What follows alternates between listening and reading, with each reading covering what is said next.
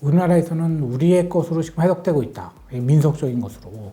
거기에 대해서는 조금 더 연구를 해봐야 될 것 같아요. 진하나에서 생겼던 오방이라는 것과 우리나라에서 말하는 오방색이라는 것은 색은 일치하거든요. 방위도 일치하고. 그렇지만 역사적 기본은 어떻게 되는지는 그거는 잘 모르겠어요.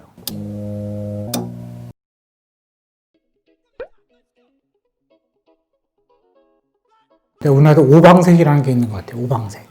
그 민속학 이런 거 할 때 많이 나오더라고요. 요즘에도 보니까 작품을 보면 이게 오방색을 바탕으로 했다 이런 게 나오더라고요. 저는 이제 오방색이라는 것이 우리나라의 고유의 것이다 이렇게 생각하고 있었는데 진나라와 그 한나라 중국의 그 역사를 보니까 그런 것만 아닌 것 같다 이런 느낌이 들었어요. 중국에서 이제 그 제사를 지냈는데 국가 의식이죠. 큰 건데 방해에 관한 게 있었나 봐요. 동서남북.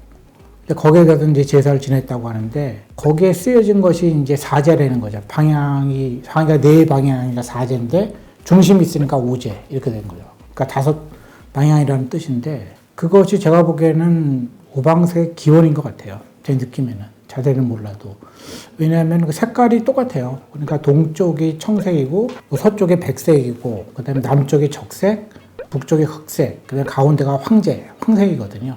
그 진달 한나라에서 그 제사 지냈던 오제한테 그런 의식하고 똑같아요, 색이. 그렇다면 우연하다고 볼 수가 없죠. 그런데 이것이 우리나라에서 만들어졌다 이렇게 얘기하려면 좀 더 이제 근거가 필요한 것 같은데 중국 기록에는 이게 이제 남아있거든요. 이게 어떤 뜻이냐면은 그러니까 처음에 이것이 생겨났을 때를 보자면은 어떤 기원전 한 700년 그 정도에 처음에 나오는데 진나라 때 이게 서쪽에서 생겨나기 시작했어요. 그러니까 서쪽이 백색이잖아요. 왜냐면 진나라가 서쪽에서 시작된 거예요, 처음에.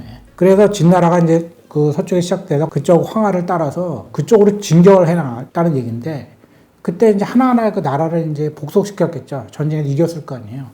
그럴 때마다 하나씩 늘어났다는 거예요. 하나하나씩 다 정복을 해놨으니까 처음에는 이제 서쪽이 시작했지만 하나씩 늘어가지고 결국은 다 정복을 했다.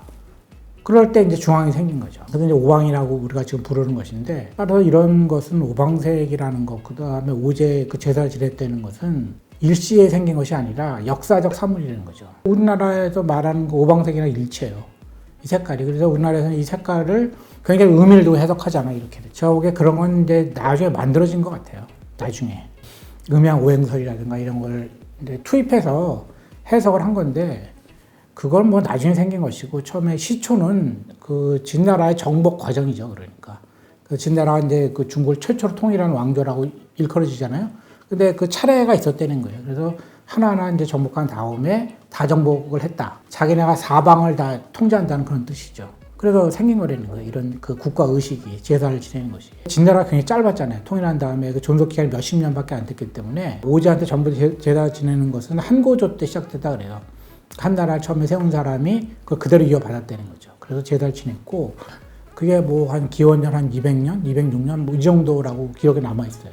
따라서 우리가 지금 알고 있는 그런 오방, 이런 오제의 개념은 그 역사적 산물이지 어떤 철학적인 개념은 아니었다는 거예요. 진나라 한나라의 그 유물이 사실은 그 역사적 산물이 그런 오방, 그 오제인데 우리나라에서는 우리의 것으로 지금 해석되고 있다. 민속적인 것으로.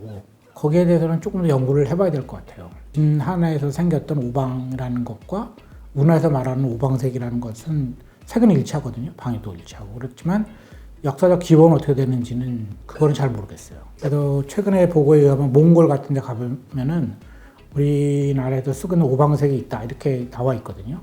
근데 그거는 뭐 몽골에서 만들었다기보다는 진나라 한나라에서 그게 넘어간 것일 수도 있겠죠. 왜냐하면 그 진한이 굉장히 그 영향력 있는 그 왕조였어요. 왜냐하면 그가 최초의 통일 그 왕조였고, 그 통일을 시켰기 때문에 그 영향력이 주변에 이제 미쳤던 것이죠. 오방에 관해서는 뭐 제가 보기에는 조금 더 중국과 연관해서, 특히 진한과 연관해서 연구할 필요가 있다 이런 생각이 듭니다.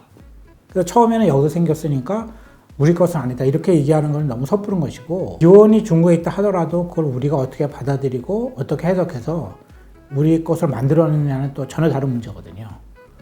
그런데 제가 이제 말씀드리고 싶은 것은 오방이라는 것 자체가 우리의 고유의 것이다 이렇게 얘기하는 것까지 나간다면 좀 생각해 볼 문제가 있다는 거죠. 왜냐하면 중국에서 먼저 이게 시작됐다고 나와 있거든요. 분명하게 기록이. 그런데 우리가 이제 어떤 걸 고려해야 되냐면 이 기록에 의하면 중국의 한 나라가 우리나라를 지배했다고 나와 있어요. 그렇다면 여기에서 왔다 이렇게 볼 수 있다는 거죠. 그래서 우리가 갖고 있는 것이다, 우리의 고유의 것이다 이렇게 얘기하기에는 무리가 있다.